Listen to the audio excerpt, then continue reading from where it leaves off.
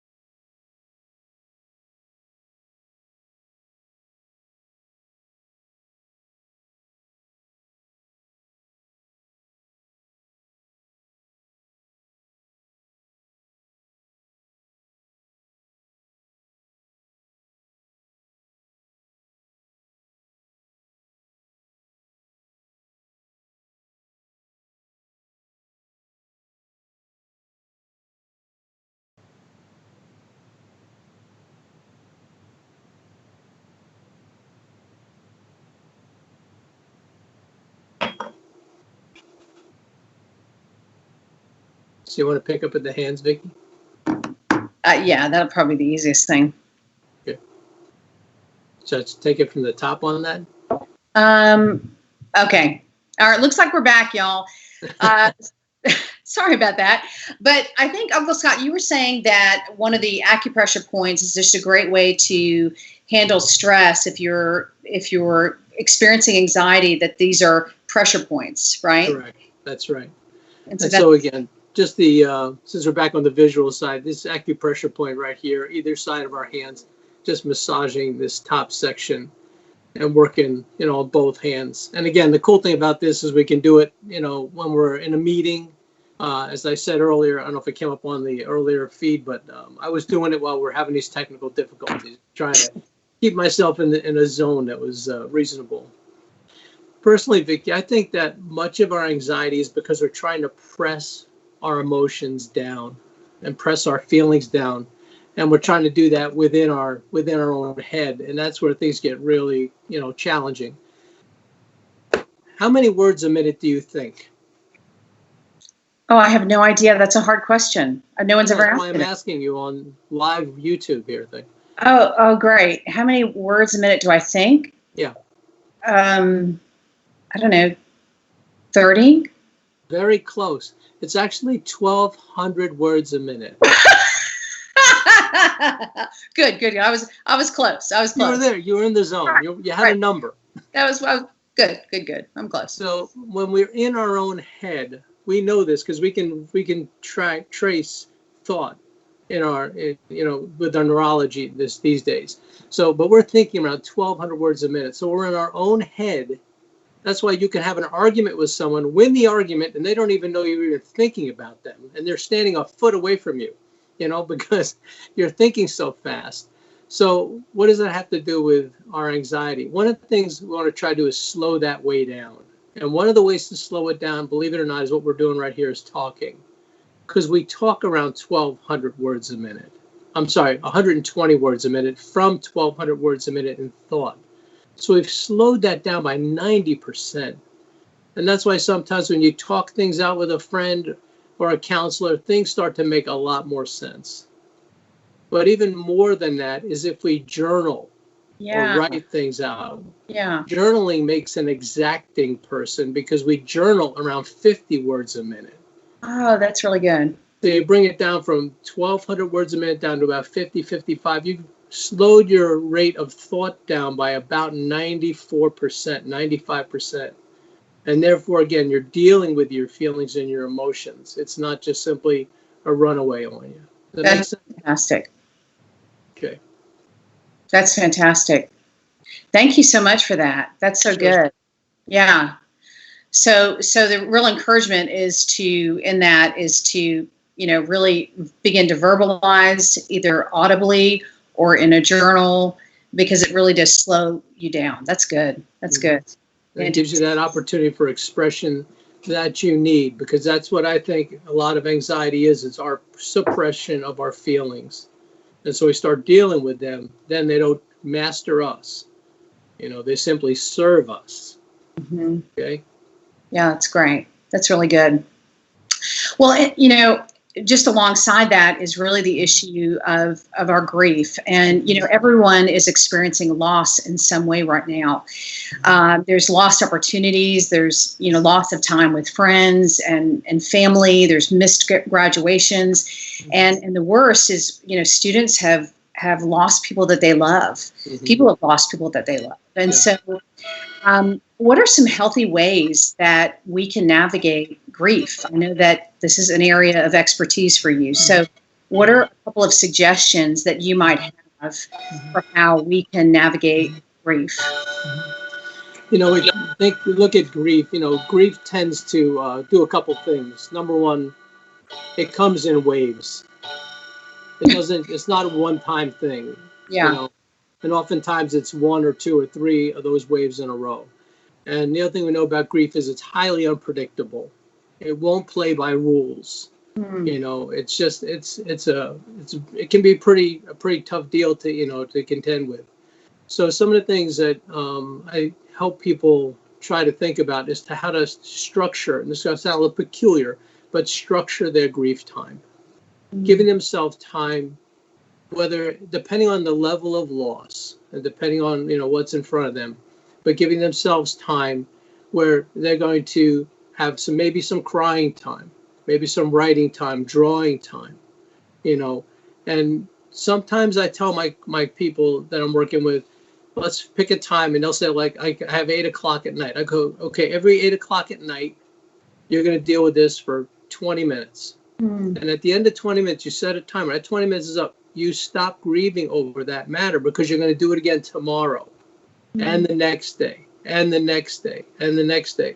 So that way, when I'm in the middle of my workday and all of a sudden I get hit by this tidal wave or this wave of grief, I can say, oh, I have my time tonight to deal with this.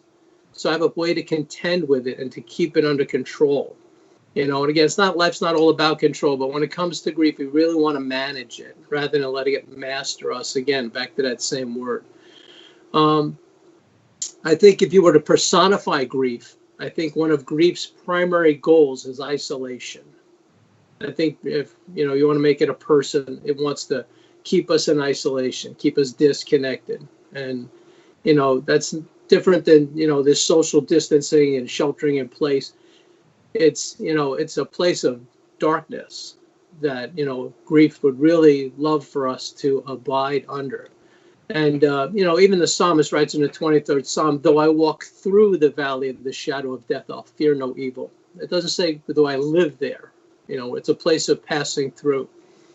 And even if we look at the Psalms, I think about 2/3 of the Psalms are lamenting Psalms. It's where the psalmist takes their pain and puts it into script, therefore getting that out.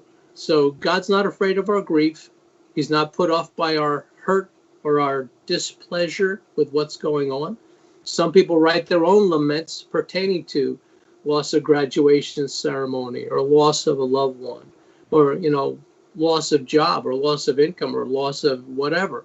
But it's the idea of writing that out to God, letting it be your own personal lament. And another way to keep from that isolation is to serve others, whether it's in the simplicity of a card, a phone call, bringing them over a snack or a meal or something. It's where you're stepping outside of that trap of isolation and investing in the life of others. And there's one group that I really like. They're called Tomorrow Needs You. Tomorrow Needs You. Tomorrow Needs You is a suicide prevention group that is international, serves the world.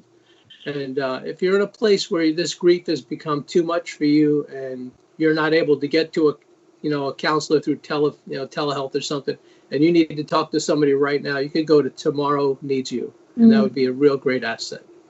Oh, that's so great. Thank you so much for that input. Yeah, y'all mark that down. That's a great resource. Thank you so much. So, that really does move towards this idea of, living in the context of our relationships and with our family. And we've had a lot of students, of course, leave school and go and live with their families that have been living on campus. And then we've also had students who have been living at home, but instead of living at home part-time and going to school and being away for most of the day and going to work and that kind of thing, they're now pretty much on lockdown with their families. And as a lot of us have experienced, living with family and being in close quarters and 2-bedroom apartments or in just close proximity with the same people for most of the day can be hard. And so there's conflict happens. And it doesn't have to necessarily, lead to a path of destruction. It can actually be helpful and instrumental in our lives.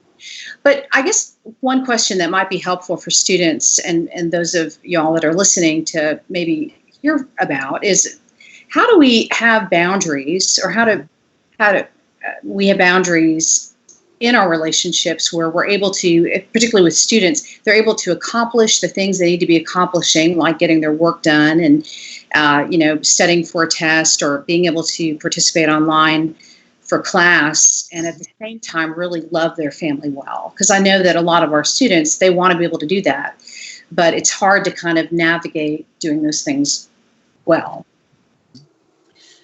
You think about that word boundaries. Henry Cloud, John Townsend wrote, the hallmark of all books, the watershed book, Boundaries itself. And in that, Henry, he says that boundaries define your property.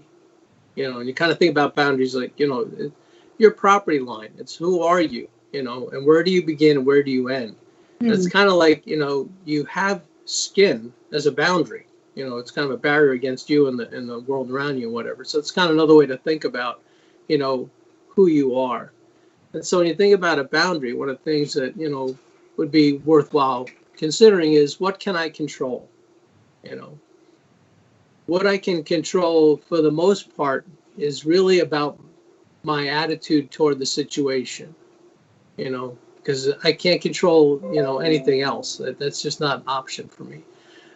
So I have the freedom, as we all do, to make choices and, to let that be, how am I going to interact with this situation, this circumstance? And I'm responsible for my life. I'm responsible for my time. I'm responsible for what is before me, my activities and everything else. So my boundaries help define my life, how I think, how I feel, my choices. And really, nobody can take away those things, because that's part of the sovereignty of who you are as a person. I'm not going to get Viktor Frankl's quote right, but he said that in essence that the only thing that cannot be taken from a man is his will, and his will to do well, do right. And so that's what we have before us, in this.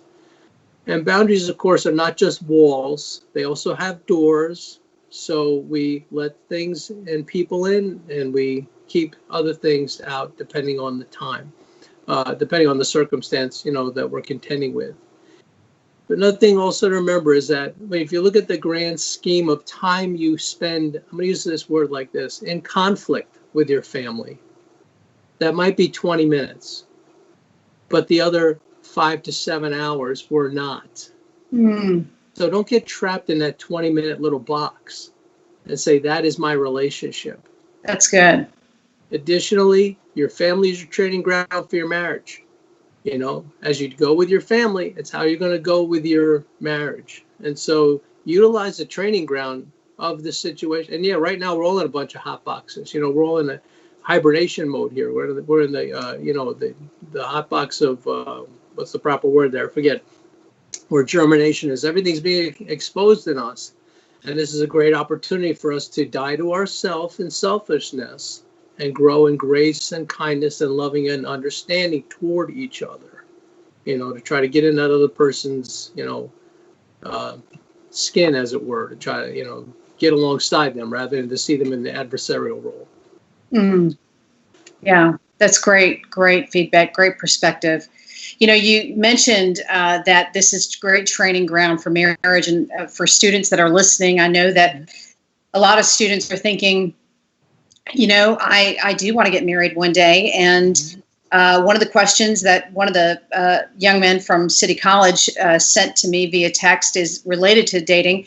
And I've actually made a joke that dating during this pandemic is actually one of the safest and cheapest things you can do.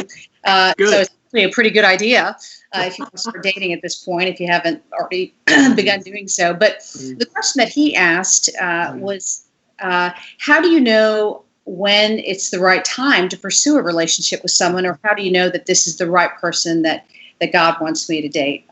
I thought we could ask that question a little bit more lightheartedly in our last few minutes together. Sure, by all means.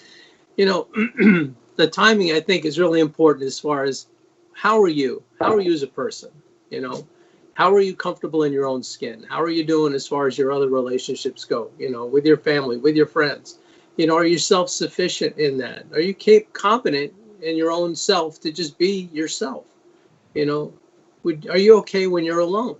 Do you need a lot of background noise? You need a lot of things to fill. And if there's a lot of background noise and fill need, and then they're saying there's a bigger hole in you, that, a relationship is probably not going to be a great idea, because you're going to probably try to stick someone in there who's going to try to fix you, and that's not going to work. So, as well as you are with yourself, I think is a really great stepping stone. It's a great time, a great stepping point. Do you have the time for a relationship? I have a friend of mine who calls me Uncle Scott. He's not related to me, but he's from China. And I said to him one day, as he was explaining his whole life was so busy, I said, what about your relationship with a woman? He goes, oh, Uncle Scott, now's not the time. I have my graduate studies ahead of me, and then after that, I'll have time. So he understood, this basic premise. Do you have the time for that? Additionally, I don't think there's only one right person. I think there are hundreds of people that any person on this earth could be successfully married to, because it's not who you marry, it's who you are. And what are you bringing to the relationship? And that's where the wholeness and the health of your heart and mind are really going to enhance the life of the other. People do not complete me. I bring myself to the relationship, and the wholeness and the healing that has already worked in my life, I bring, and I'm going to heal and grow even more, as a result of being in a relationship. Dating, it's such an unbalanced stage because everybody is on their best behavior.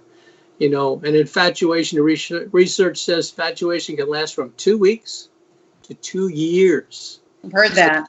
What happens, when the infatuation wears off? And that's where, a lot of research coming out that says if you will date for about 2 years, you'll have a higher success rate in marriage, significantly higher, because it allows you to really see the person. So try your best to slow down and look for character over everything. Very unpopular statement I'm about to make is that when you introduce sexual behavior into a relationship, you start to compromise the communication. Plenty of research on this. You will not hear about it in regular media. Research even back from 2 years ago, 93% of the sexual activities on television were between unmarried people. 93%. What kind of message is that hammering to us? But when you start introducing sexual play and sexual behavior into a relationship, you start to compromise the communication, because it creates what I call the law of indebtedness. Because the woman has given herself relationally, sexually, now the man is indebted to her. And it sets up a power play that's got nothing to do with relationship. It's got everything to do with power. So, that's why I talk about this idea of look for character. Who is the person that's going to honor you, and abstain, from just giving myself sexually in order to calm down a conflict, but instead I'm going to, remain in a level of moral purity in order to build a strong foundation. And again, if the person is a person of character, they're a person I can trust raising my kids. They're a person I can trust with my finances. They're the person I can trust if I get, medically compromised and I need someone to be alongside me when I'm at my absolute worst. That's where character really shines. So that's kind of a quick snapshot. I know it was like a truckload of stuff, girl, but you asked. That is fantastic feedback. And this really has been so wonderful. And I know that we went a little over time today because of our little technical difficulties, but our hope is that we'd be able to do this again next week and have the opportunity to tackle some of the other questions that you all so wonderfully asked and sent my way. And so our plan is to hopefully do this again. I do want to let you know that if you are interested in pursuing counseling, please reach out to your Cru staff person. We have a list of recommended counselors that include my Uncle Scott, of course. But we are so glad you were with us tonight. And again, keep your eye out for next week, and hopefully you'll get a chance to join us then. Thanks so much for being with us again. Uncle Scott, we look forward to seeing you. Truly a privilege. Thank you. Okay. Y'all have a good night.